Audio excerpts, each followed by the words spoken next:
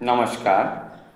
বৃহৎ শিবপুরাণ উত্তরখণ্ড ৩০ অধ্যায় ৫১ কাননের মাহাত্ম্য। তুণ্ডী কহে নিবেদন করি তপোধন, ৫১ মাহাত্ম্য এবে করিব শ্রবণ। রাসক্রিয়া সেই স্থানে করে হর গৌরী, উহার মাহাত্ম্য ঋষে বল কৃপা করি। এত শুনি বামদেব কহেন তখন, শুনো শুনো তপোধন করিব বর্ণন। একমাত্র আম্রতরু বিরাজে সেখানে, ৫১ কানন নাম এহেতু বাখানে। দুর্লভ মাহাত্ম্য তার করিব বর্ণন, সাবধান হয়ে শুন ওহে তপোধন। বারাণসী সমতীর্থ ৫১ কানন, ক্ষেত্রপাল হয়ে বিষ্ণু আছে অনুক্ষণ। কীট পক্ষী নর আদি মরিলে এখানে, শ্রী তারক ব্রহ্ম নাম প্রবেশে শ্রবণে। কর্ণমূলে ওই নাম দেন পঞ্চানন, ইহার সমান স্থান নাহি তপোধন।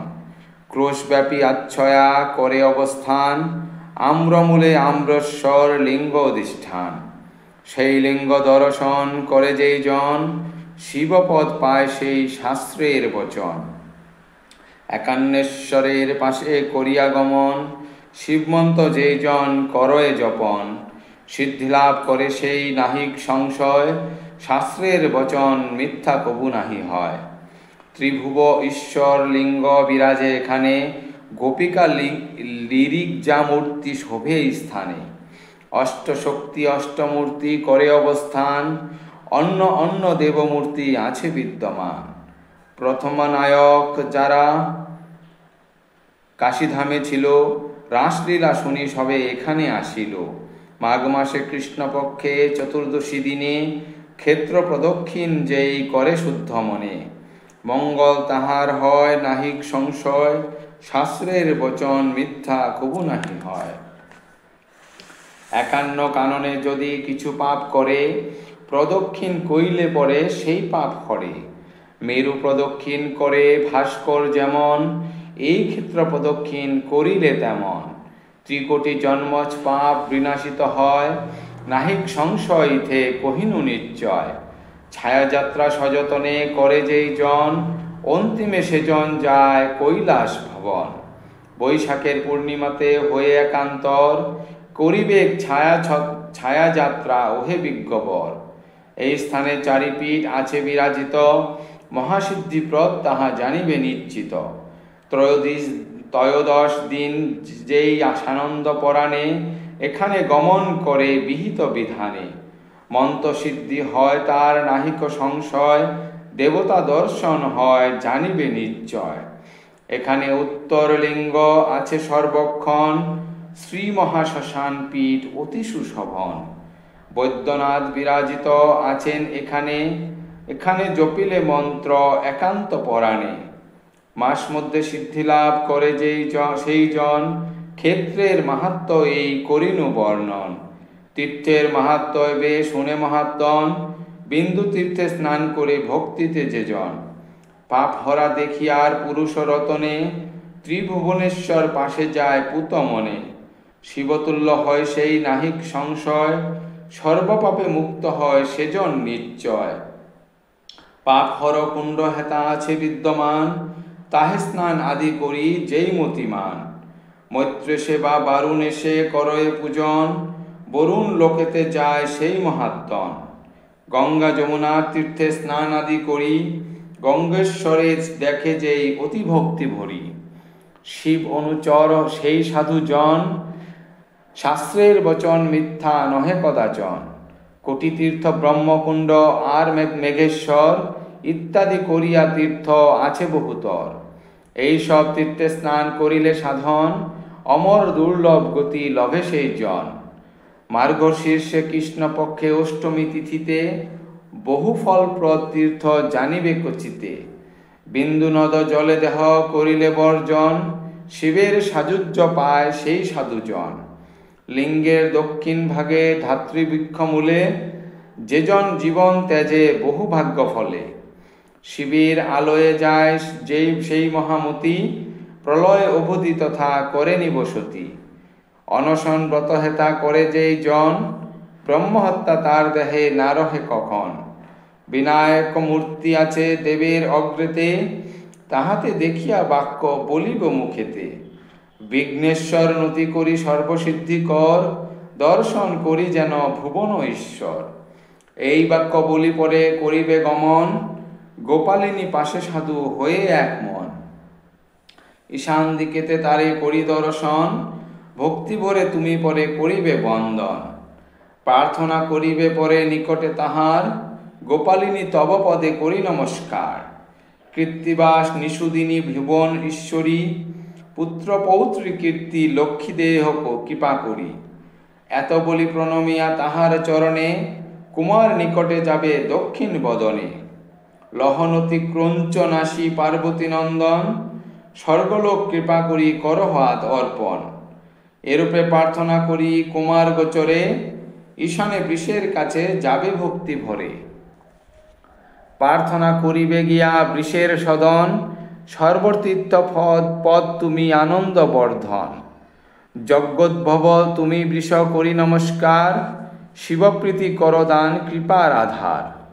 এত বলি প্রণমিয়া করিবে গমন, উপনীত হবে গণচণ্ডের সদন। প্রার্থনা করিবে গিয়া তাহার গোচরে, দেবপ্রীতি বিবর্ধন নাম নমি ভক্তি ভরে। তোমার প্রসাদের বীর্য ধৃতি তেজ বল, পাই যেন হে প্রভু প্রার্থিত সকল। এত বলি প্রণমিয়া তাহার চরণে, যাইবে পরেতে কল্পতরুর সদনে। তথা গিয়া প্রদক্ষিণ করি তরু বরে, এই বাক্য বদেনেতে বলিবে সাদরে। বাঞ্ছা সিদ্ধি প্রদ তরু করি নমস্কার, ব্রহ্মা বিষ্ণু শিরদ্রাধ্য তুমি গুণাধার। এত বলি নৈঋতেতে করিবে গমন, যেখানে সাবিত্রী দেবী আছে অনুক্ষণ।